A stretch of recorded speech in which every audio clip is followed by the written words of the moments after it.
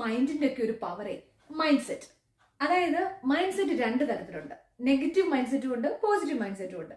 ഈ mind set, അതായത് negative mind set ആയിട്ടുള്ള ആൾക്കാരാണ് എന്റെ ജീവിതം പോയി, ഇനി അത് ശരിയാവാനൊന്നും പോകുന്നില്ല, ഇതിങ്ങനെ അങ്ങോട്ട് തീരത്തേ ഉള്ളൂ എന്നും പറഞ്ഞുകൊണ്ട് ചില ആൾക്കാര്, നിങ്ങൾക്കൊക്കെ അറിയാവുന്ന ആൾക്കാരുണ്ടാവും അങ്ങനെ.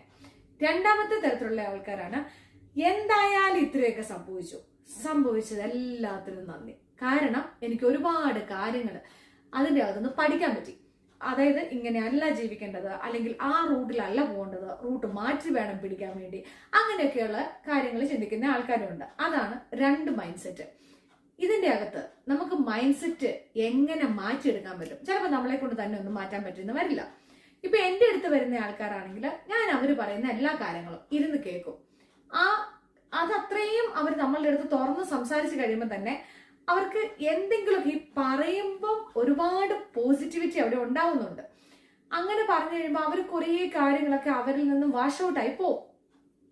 അങ്ങനെ പോയി കഴിഞ്ഞു കഴിയുമ്പോഴാണ് നമ്മൾ അവരുടെ അടുത്ത് ഇങ്ങനെ ചെയ്താൽ എങ്ങനെയായിരിക്കും എന്നുള്ള ജസ്റ്റ് സജഷൻ മാത്രം ആൾക്കാർ പറയണ്ടോ, ഓ ശരിയാണല്ലോ, അങ്ങനെ ഞാൻ ചിന്തിച്ചില്ല കേട്ടോ എന്ന് പറയും. നമ്മളുടെ അടുത്ത് വേറൊരാള് ഒരു കാര്യം പറയുമ്പോഴായിരിക്കും നമ്മൾ രണ്ട് തരത്തിലൊക്കെ ചിന്തിക്കുന്നത്.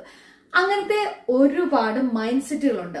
മൈൻഡ് സെറ്റ് ചേഞ്ച് ആവാതെ, പോസിറ്റീവ് മൈൻഡ് സെറ്റിലോട്ട് വരാതെ നമുക്ക് ഒരു തരത്തിലും, നിങ്ങൾ ഡൗൺ ആയി കിടക്കുവാണെങ്കിൽ അതിന്റെ അകത്ത് കയറി പോരാൻ പറ്റില്ല. പക്ഷെ എത്ര കുഴിയിലാണ് നിങ്ങൾ കിടക്കുന്നതെന്ന് പറഞ്ഞാലും, ആരൊക്കെ നിങ്ങൾക്കിട്ട് പണി തന്നിട്ടുണ്ടെന്ന് പറഞ്ഞാലും, പോസിറ്റീവ് എനർജി എന്ന് പറയുന്നത് ഉള്ളതാകട്ടോ. അത് നിങ്ങളൊന്ന് പോളിഷ് ചെയ്തെടുത്തു കഴിഞ്ഞു കഴിഞ്ഞാൽ ആർക്കും രക്ഷപ്പെടാൻ പറ്റും.